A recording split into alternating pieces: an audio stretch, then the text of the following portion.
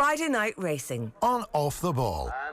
Brought to you by Horse Racing Ireland. Love every racing moment. Visit hri.ie.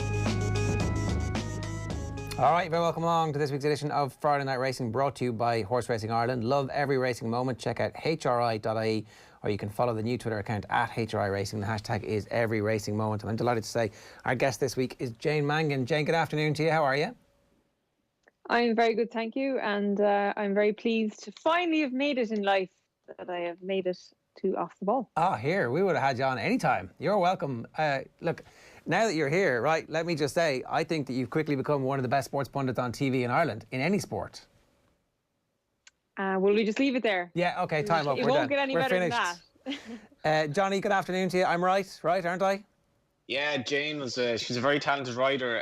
People shouldn't forget that. Actually, she was one of the best amateurs around at the time, and seamlessly has made the progress to her media career, and obviously the other stuff that she's doing with racing. But that's the end of the platitudes for me. I think we should get down to it now, get gritty. Well, no, because I want to actually ask you about your punditry, because the racing panel had been very well established over a long period of time. You have those kind of legends, and you're injected into it.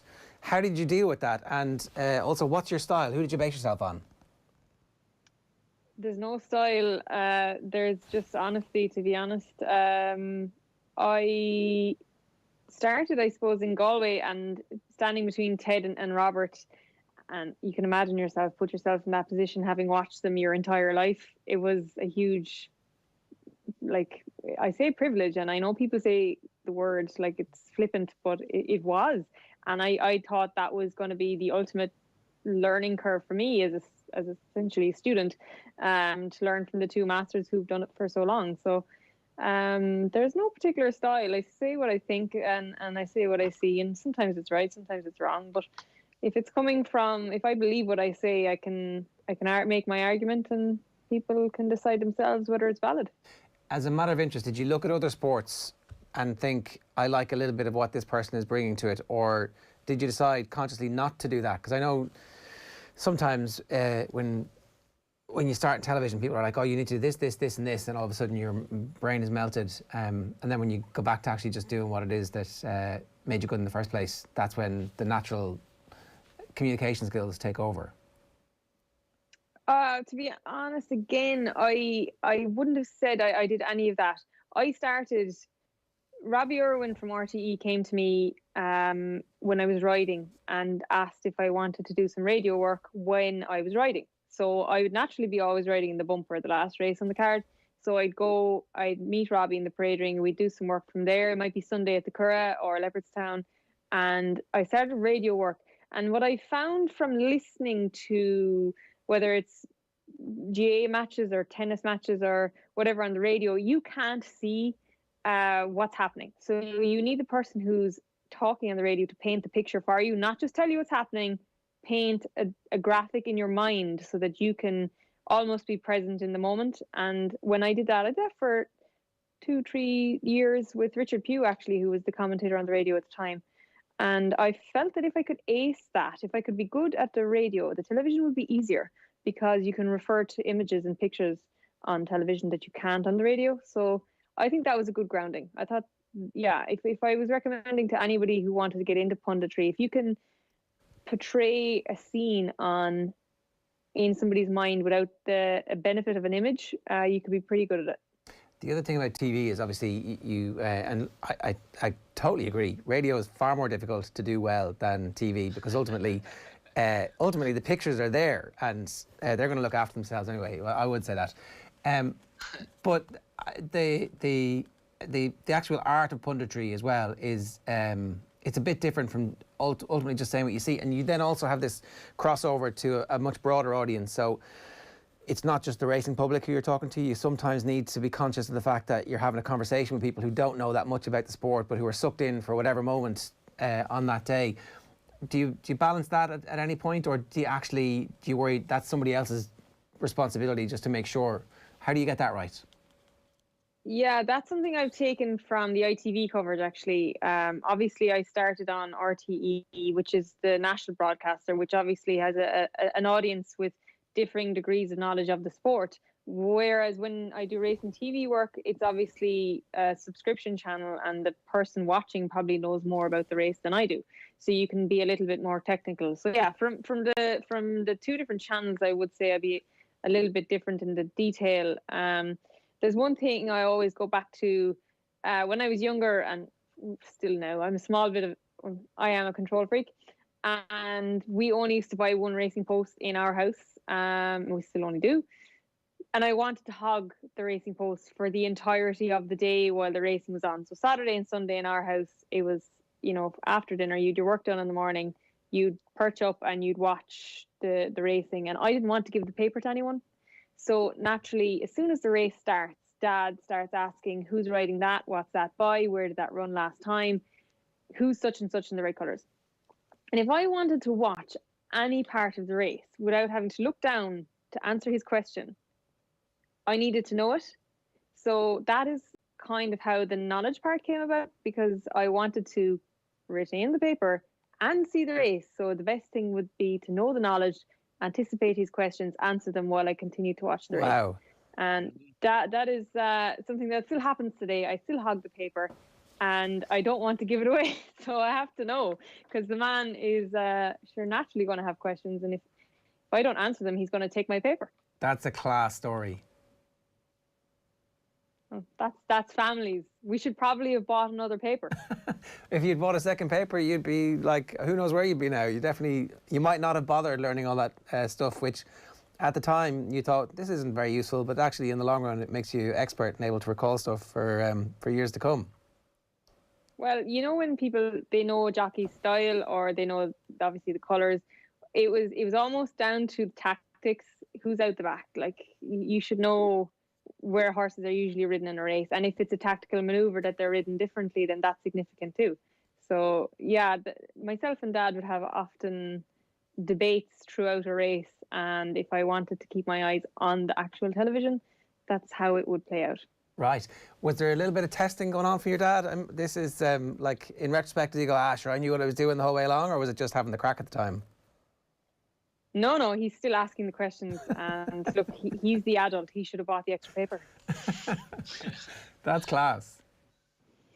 It's like the perfect training school for anybody who wants to go into any aspect of racing, I presume, is that you've got to have to learn your material now and spit it back out at me in the middle of 10 seconds, while also maintaining your own argumentative position and trying to win that argument.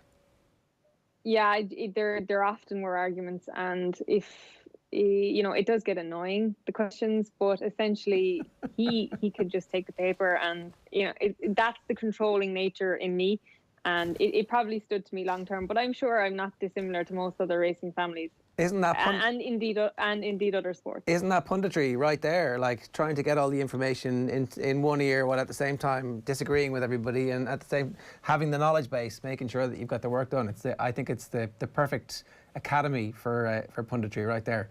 And also, like, for again, we need to bring in the casual listeners. Who is your dad? Tell us a little bit about his story. Yeah, my dad Jimmy, and my mom Mary is obviously as knowledgeable as any of us, but she perhaps doesn't bother asking all the questions. Maybe she knows it all. But Dad obviously is a trainer himself, and we've a lot of horses here, mostly pointers and young horses, but he did train a national winner called Monty's Pass. He's still here. He's 28 years old now. He's had grade 1 winners like Connacht Castle in the past, and Winston Boy won at highest days. Our family is obviously where you say, did I watch other sports and take bits and pieces from the pundits of other sports? But we don't have anything else on the television here. We're quite boring. But at least we know we have one thing in our repertoire. It's not a diverse thing. And you say about your knowledge or your belief in what you're saying. If you're alongside Johnny Ward there, and he'll naturally stoke the coals every now and again. At least if you believe your own argument, it might not necessarily be right, but you can have a bit of a debate with Johnny. Far more important than being right. To be fair though, like what you're saying there, really, it does shine through when you're on TV. You're kind of like, you do your homework, and you can kind of get into a position where you're kind of comfortable with what you're doing, and you might become complacent. But like, you obviously, like, you do know like, when pedigrees come up and all that, you're very much on top of that, which obviously ties in with the other work that you do. But it's refreshing how seriously you take it, because obviously, like, you like, where do you see your media career? Do you see it as like something that could become much bigger, or is it a part-time thing in conjunction with kind of your racing life? Well, I've always juggled in my life, whether it was race riding in my education or whether it was all my curricular activities, as you say.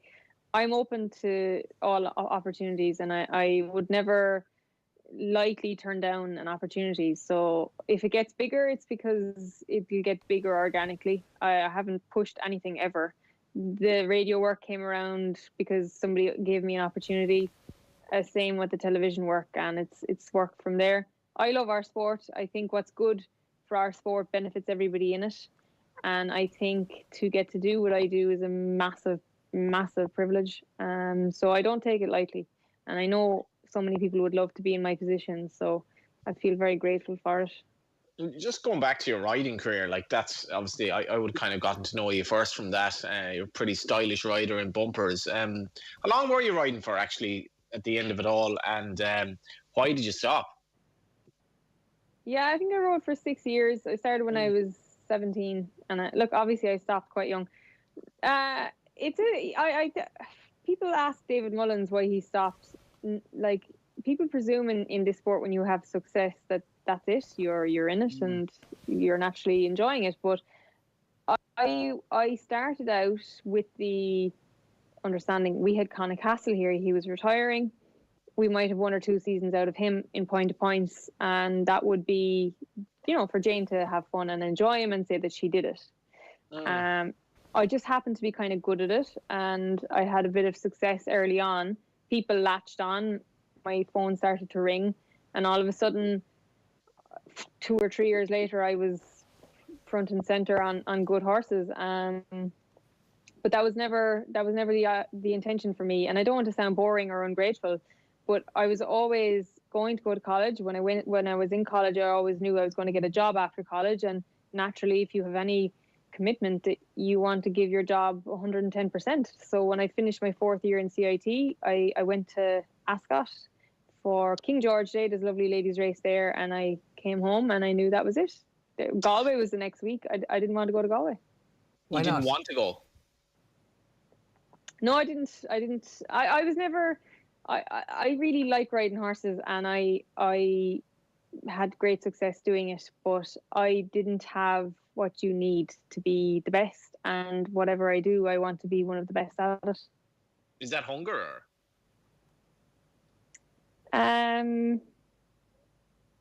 I put myself under a lot of pressure when I was riding to be the best, and when I was getting to my 4th year of college, I can't describe to you how difficult it was, the balancing act, and I just couldn't maintain it. So, and this is kind of all hindsight now. You were an amateur rider, but certainly you would have achieved a hell of a lot more than Rachel Blackmore as an amateur rider. Rachel was basically going nowhere when she turned pro, and she done okay, but she was.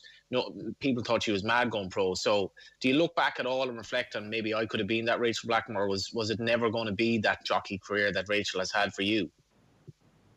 I could have never been Rachel Blackmore because I had never had the graw or the hunger or the will that she has. I would have never taken the falls that she has taken. I would never have been as brave as she is. So I have no regrets. I'm probably describing it wrong. Essentially, I rode, and when I was in it, I wanted to do every horse as much justice as I could. Happy in the knowledge that I wouldn't be doing it for 10 years. You can give and immerse yourself into something that you know is going to be short term.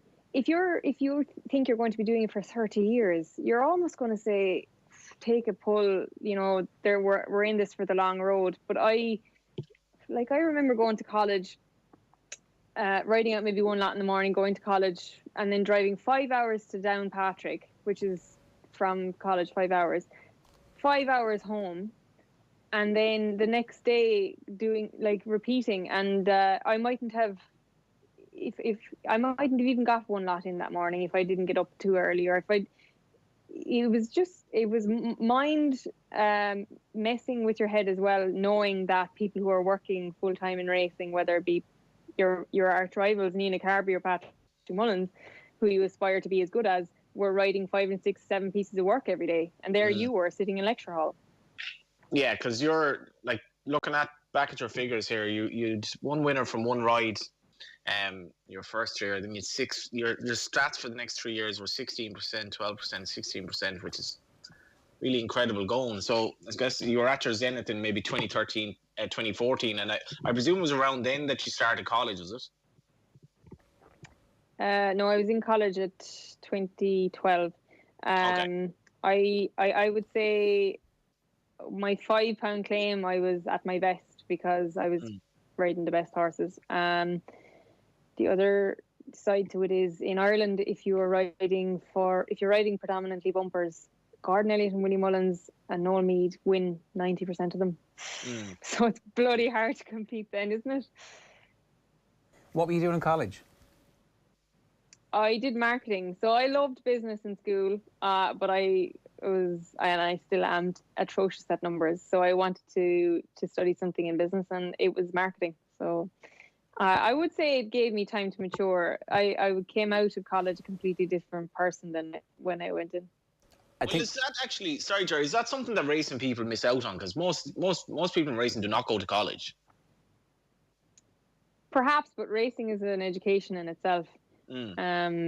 I'd say when I started race riding, I would have been very naive to the real world, and both the reality of racing, the ups and downs that brings you is quite an education as well. But you need to be equipped to take the disappointments, and you need to be equipped to take the highs with the lows, and it's really hard to put into words, but sport does that to you. And in a really competitive person, yes, they always want to win. It's how they take a loss is a real measure of a person, and we say that, but we know people who can't do it, and we know some people it affects them in their next match or their next ride, and that shouldn't happen. Could you take a loss? Yeah, I could. I had my dad though. Jeez, he was a tough critic.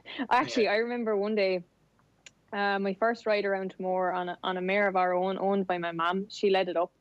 My dad trained it, and my dad said, "Look, it's Tremor. It's a very tight track, big field.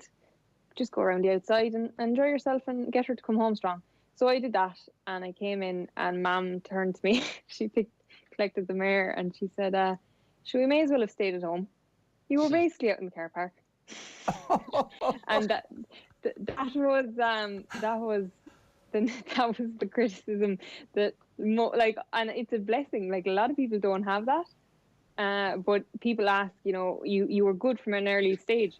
I'd say my mother wouldn't have left me outside the door if I wasn't going to do some kind of respect. So just hang on in case anybody's listening now and are like, you were saying that's actually a good thing, just to make sure that having that yeah, harsh... well, you can imagine if my mom was thinking it, what everybody else was thinking. So you couldn't let that. But did you not just follow your dad's instructions? But like, I did what Dad told me. Oh, I know, but the mare was running in Mom's colours. Right. So you listened to the wrong parents, the wrong instructions. That's a good lesson. Yeah. Ignore the trainer, listen to what the owner says. It's very hard to please both, but they both helped me a lot. I do remember my first ride in Mallow. She was a 33-1 shot. She wasn't expected to win, and they let me do my own thing. So the track in Mallow back then used to be, in 2011, watered by a slurry tank.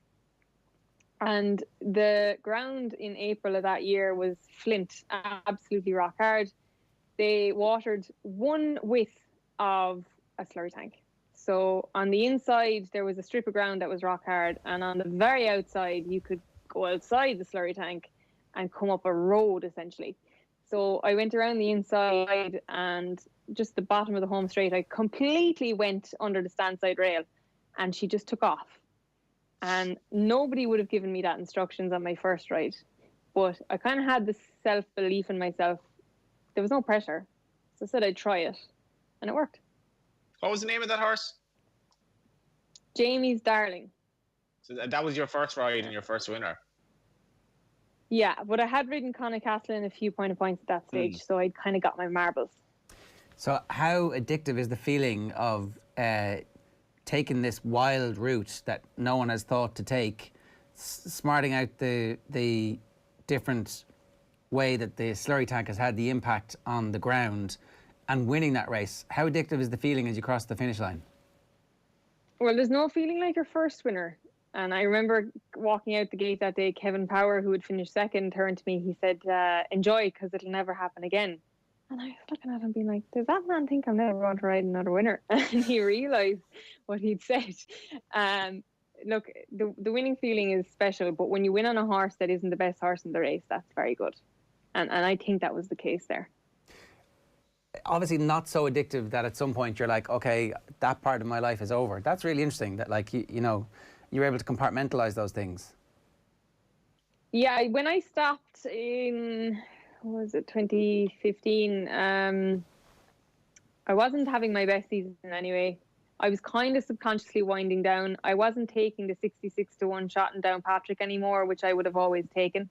And I was just putting things in place. So for the last 12 months of me riding, I was putting things in place. So you knew that you were on the way out at that stage, and you had the plan in place. And that's much easier to understand, I think, for people kind of, you did your time, you had that experience, you knew what that was going to be like for everybody. And you can now talk about this for the rest of your life from a position of strength where you've experienced what the weigh room is like, what it's like to win a race, what it's like to lose a race, what it's like to win on horses that weren't the best in the field, what it's like to lose on horses that were the best in the field. Yes, well, people come to me a lot and they want to break into racing, they want to break into media, and they want to know my story. And ultimately, if I hadn't race ridden, Robbie Irwin wouldn't have known my name, and he wouldn't have offered me the radio gig, and it wouldn't maybe have evolved into what it has. So I'm very grateful for it in that respect.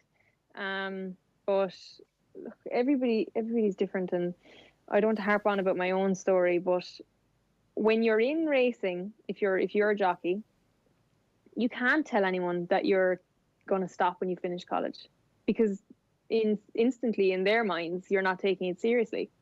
I was giving it everything I could when I was in it, because I didn't want to do any horse an injustice. I see the work that goes into horses every day here at home. I see the owners that buy them and pay for them, and the least they can do is have the person on board give it 100%. So why would I continue on when I couldn't give it everything? Take us back to Monty's Pass, will you? What age are you in 2003? Nine. Yeah, it was a special time. I saw it through a different lens than everybody else. I didn't know about the Grand National. Really, I wouldn't have known the significance of it. I remember my parents being a bit nervous pre the National on the build-up that Barry wouldn't ride him. He had the option of riding You'll Never Walk Alone, and thankfully he stayed loyal to Monty, I think primarily because he had the track form. He'd been second in the Beecher Chase the year before. I watched it with my grandparents. The things a 9-year-old sees, I noticed my parents getting, I don't know, very animated, and they're not animated kind of people. But when it was all over, I just went outside and I kicked the ball. But it just so happened that I pretty much lived at my grandparents for the next 12 months because my parents were so busy off doing other things. And I do have other siblings. I have twin brothers, but they have each other. They're 3 years on me. So I was given to my grandparents for the best part of 12 months while my parents basically lived their dream. Right. So, like, did you miss out on the parties in that way, or what's your recollection of that period of time? Because it's such an amazing foundational experience to live through.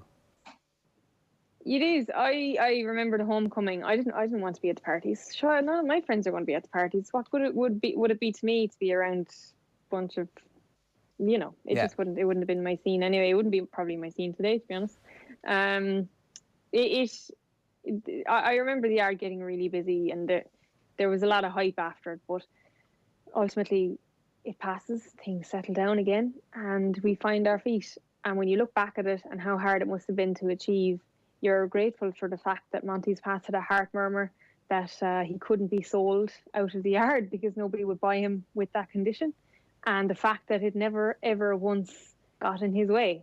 Those kind of things are what makes racing endearing.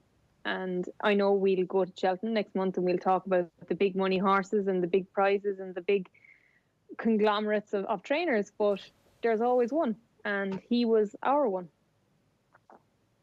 I think What's the relationship between your dad and the owner as well? I remember I've probably mentioned him before. I think I might have mentioned him when Barry Geraghty was on, but I was in college in DCU at the time, and the local bingo hall in Whitehall, I remember the owner of the horse, Mike Footer, from what I recall, he had a bit of a franchise of bingo halls, and apparently all the old ladies and not so old ladies in Whitehall that played bingo were all on Monty's Pass, and the Boyle Sports in Whitehall was cleaned out that day apparently.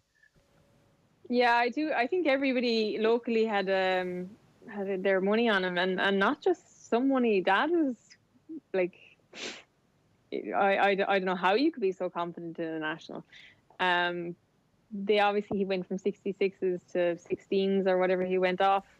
Mike and the rest of the D Racing Syndicate had a small number of horses, and between those few horses they had what odds with Tucker Geraghty, and they had Monty's Pass with us, so they had a lot of luck. And Mike obviously made 7-figure sums on the transaction, but I can imagine the feeling of your horse winning the national is pretty priceless too. And you're looking at like Amberley House, Montefiore, Binderee. They were the days, yeah. Won by 12 lengths, and the first 4 home were all either 10 or 11, which is it was a different race back then, Jane, as well, I guess. Yeah, he was a very accurate jumper. He made the front page of the Racing Post one day because he fell over hurdles on his preparation for the next national, because he came up outside the wings and clipped the top bar. But he went back the next year as an 11-year-old with top weight, and having won on Good to Firm nearly the year before. It was good ground anyway. He finished 4th on what would be unfavourable ground for him, soft. He had won the Kerry National on firm, not Good to Firm, firm, something that wouldn't be allowed in a going description today. So that you can imagine how firm and sound his legs were. He has a little bit of arthritis in his knees today, but you'd never really tell that he ran so many times on such quick ground.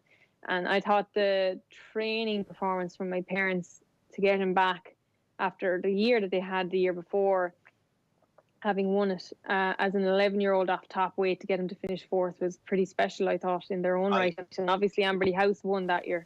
I'm just looking at that there now, the 2002. I've never seen a jumps race recorded on firm ground before. There you are, the Kerry National 2002 firm. Monty's Pass beats Put Something By a native performance. Yeah, that wouldn't, he wouldn't get his preferred ground these days, to be perfectly honest. Particularly at Aintree, where they're so afraid of everything welfare that they water it to within an inch of its life.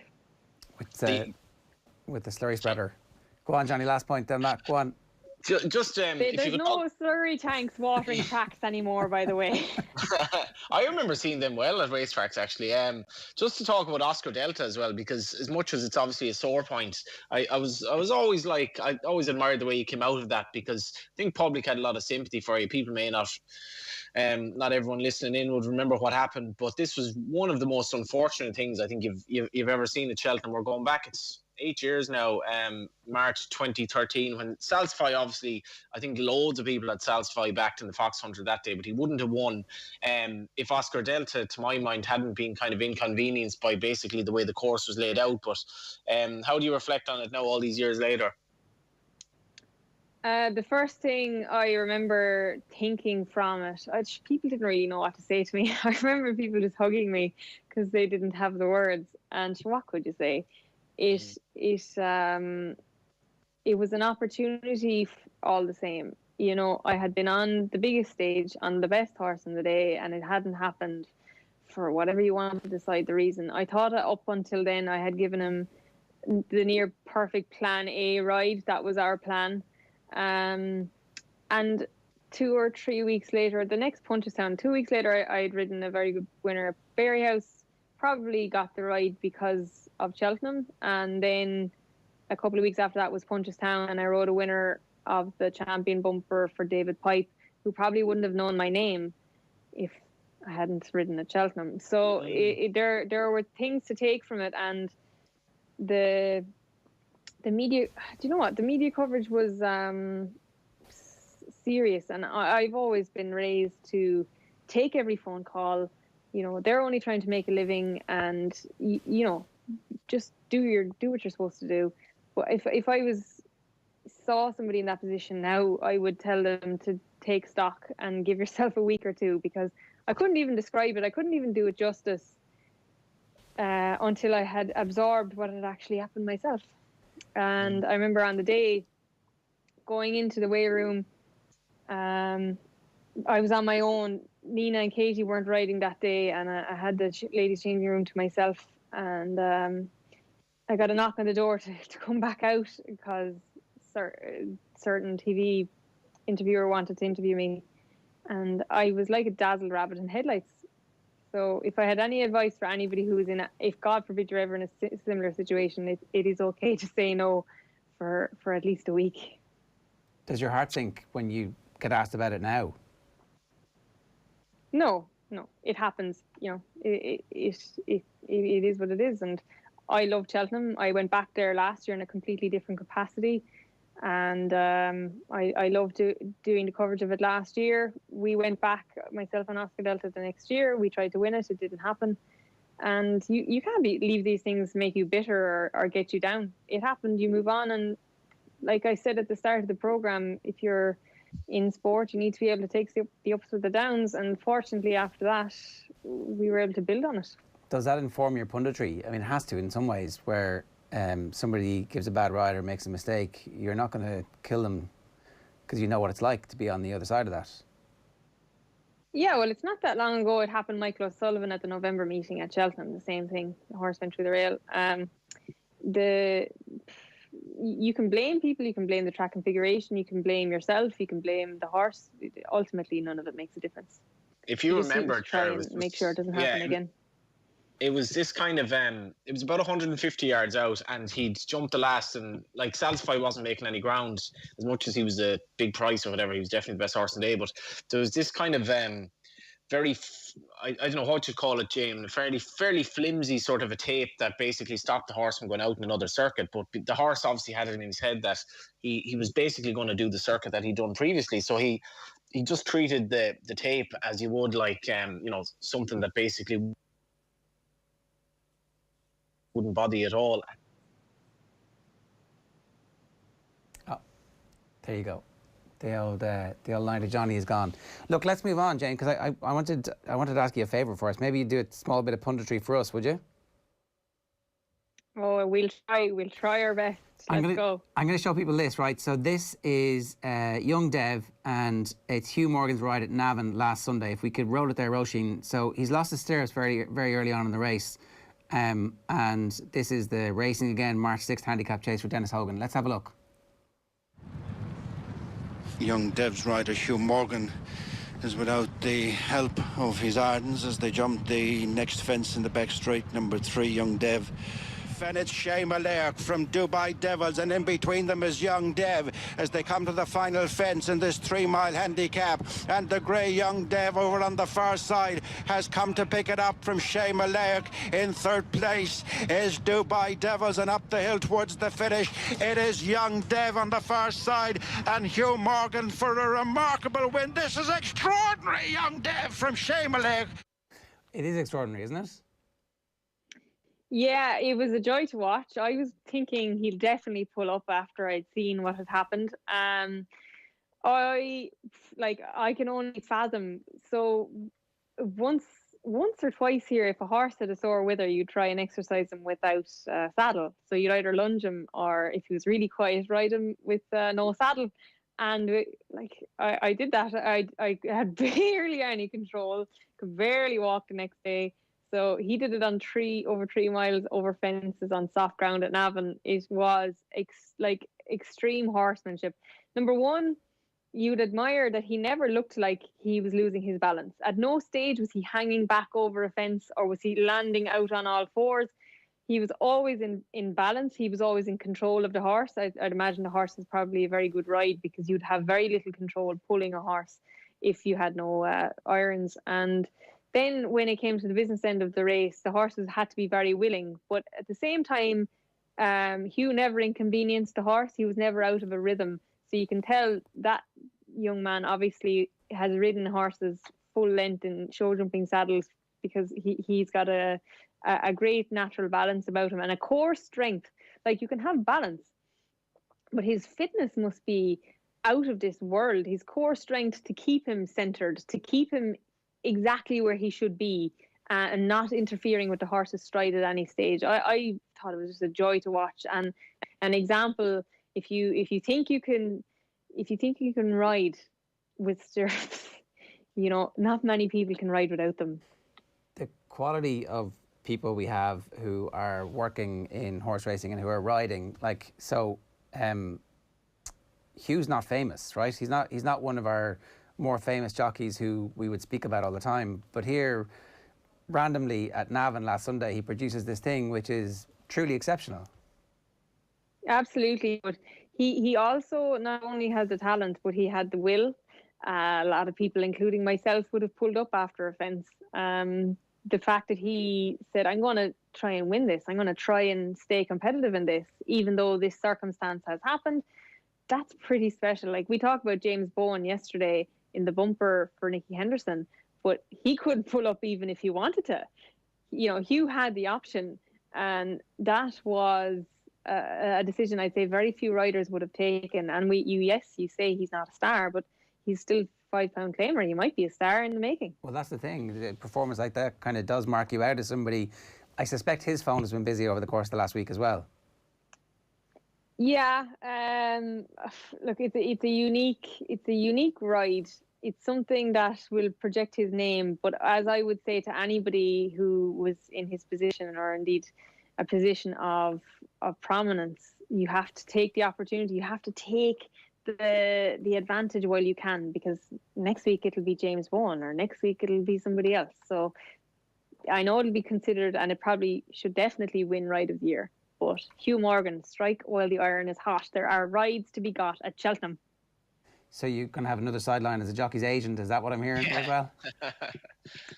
No, I have the utmost admiration for jockeys' agents. God Almighty, dealing with trainers must be a desperate occupation. It's funny how so few of the kids of trainers, with some obvious exceptions, automatically go, yeah, I'm definitely going to be a trainer. What's your long-term plan in the racing game? Would you have ever any interest in taking out your trainer's license? Another thing I don't tend to think too far ahead. I'm so lucky to be doing what I'm doing right now. I would have never contemplated training, and I don't think I ever will. I think I'll always have mares to breed from, and have, you know, hopefully runners in a breeder's capacity. But no, training, I think, for all of our family. I don't think my brothers have any interest. They can come on here and tell me otherwise if they want, but it doesn't look likely at the moment. And yeah, I'd say we're happy with what we're doing. Very good. How is the day job going for you? Yeah, extremely busy at the moment, Johnny. This time of year for me is manic. The covering season, the breeding season is well underway.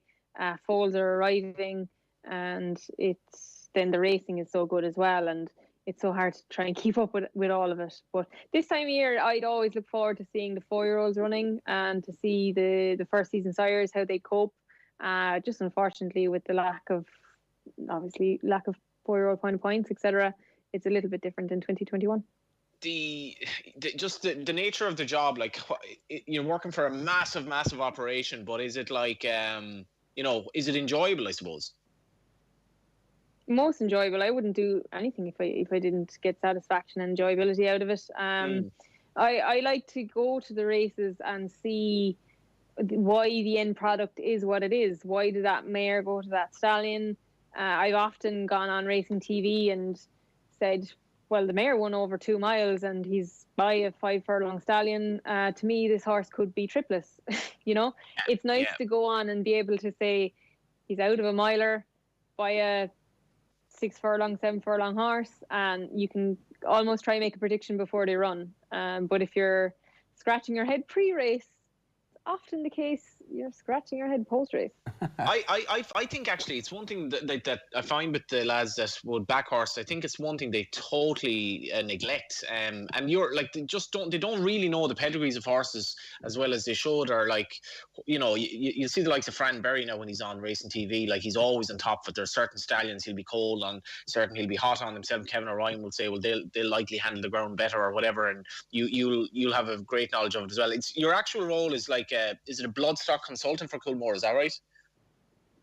I deal with the pedigrees, so whatever it entails and any of the questions that come along with it. But I suppose it is Fran's job, it is Kevin's job, and it is my job to try and make it easier for the punter at home. And any information that comes our way that we think might be pertinent to an argument or to indeed a stake should be given across. And like, even in the national hunt sphere, we all know that horses excel on heavy ground. It's the same with trainers. We all know that Venetia Williams' horses thrive on heavy ground. There's a reason for that. It's either the conditions they're galloping on at home, or I find it fascinating. And obviously there's exceptions to every rule. Tiger Roll shouldn't be winning Grand Nationals, but at the same time, that if breeding was a simple game, everybody'd be doing it, and I'd be out of a job. The science and the art, the mix of science and art in that part of the game, I think those are unbelievable stories, and they really are fascinating to see how people put these collections of horses together, and over a period of time they develop. What drew you to that part of the game as a matter of interest? Because given your background, you literally had the choice of almost any of the various roles. What was it specifically that brought you that direction? Yeah, that was a natural progression as well. I again, up with my grandparents when I was in November or December, whenever Mum and Dad would be selling their foals. That's our harvest every year. And I'd ring on the old, home phone with the cordless, the corded home phone, and I'd have my pen in my hand and I'd be writing down what each foal made that day. And Dad might, it was pounds at the time, and Dad would say, well, that foal made 800 pounds, and then that made 5,000 pounds. And I'd be like, Dad, why did that make 800 pounds? And he'd tell me, oh, well, the stallion wasn't very popular, or the mare is a little bit older, the pedigree isn't good enough. And my first question, as a child, children are so decisive. And I know it's naive and innocent, but at the same time, there was a truth to it. I'd say, why did you go to that stallion? Why are you breeding from that mare? It just didn't make sense to a 5, 6, 7-year-old child. And I kind of carried it through, and we're still doing it. We're still making the same mistakes, but hopefully we're making them less often. And that's kind of how it started. And it's a big thing in our family, breeding. Pedigrees is a big conversation. And if it's not a new sensation that, say, French breds excel in Ireland and in England. I think Fortina won a Gold Cup. Wasn't he French?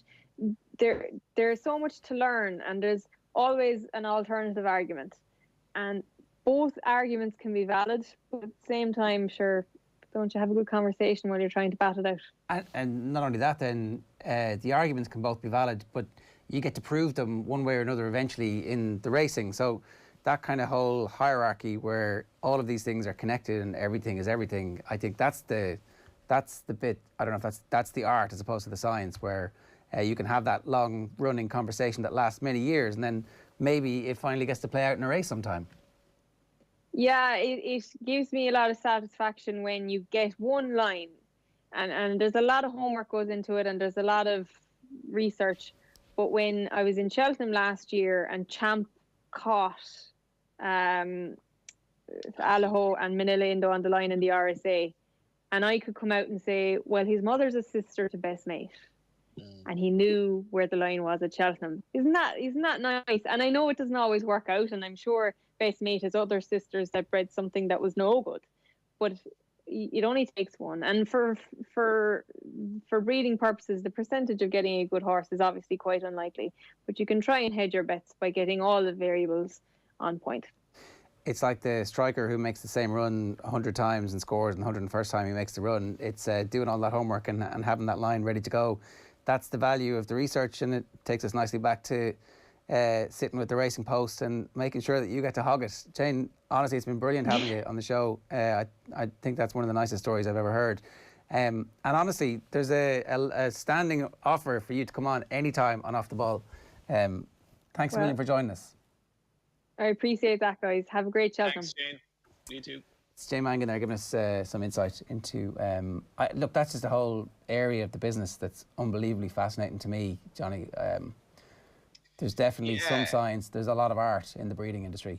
Yeah, TG Carr has had a lovely series that Dave Keane and Dennis Kerwin and a few others have been involved in. And last night it kind of looked at, I guess, just some of the heroes of the sport that came from Ireland in the jumps game. And I thought the one about Mansfield, like I thought it was like borderline moving, really, if not just moving, because Desi McDonough, who really only have a handful of horses kind of all his career, obviously Declan's dad or whatever, he told the story of how he came across Mansfield at a sale, and he just gave him this kind of look, like he was kind of as if to say Mansfield was kind of telling Desi was with some fella, and Mansfield looked at the two of them and he said, like, why are you bothering me here? I'm trying to sleep.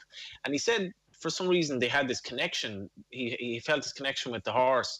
I don't know what his pedigree was like, whether it probably wasn't overly expensive, but then towards the end, anyways, they showed like Mansfield was this unbelievably gutsy horse. He had a brilliant attitude. If you were around today, people would love him. And at the end, then Desi said, we really had this connection. I felt it, and I really hope he felt it too. And it was just lovely to watch. And then that's one side of it. And then the other side is like people who pour over pedigrees. And I think what's really intriguing about Jane's game and the game of pedigrees is that racing is such a fashionable thing. So if a first season stallion is cold, nobody wants to know about him. And Galileo, you remember, like his fee was reduced from 50 grand to 37.5 early on because he wasn't doing that well. So a lot of people got that wrong, and that's why I think there's one thing about pedigrees, but some people look at a horse and they just see something that maybe someone else doesn't, and probably that's what Jimmy saw when his 5-year-old daughter was saying to him, why are you putting money in these dud stallions? Because he obviously saw something that he liked.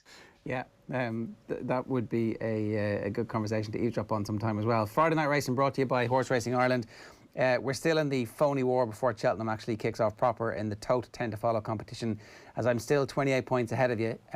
This is obviously a very slender lead, though. There are 7 bonus point races on the card at the festival, so that will give you plenty of opportunity to make a comeback. Check out tote.ie to avail of the Tote price guarantee at this year's Cheltenham Festival. The lead that I have is 333 versus 305. So it's I'm not going to start bragging just yet, Johnny. I'm not counting any of my my horses just yet, or my foals before they... No foal, no feed. I think your odds on, to be fair.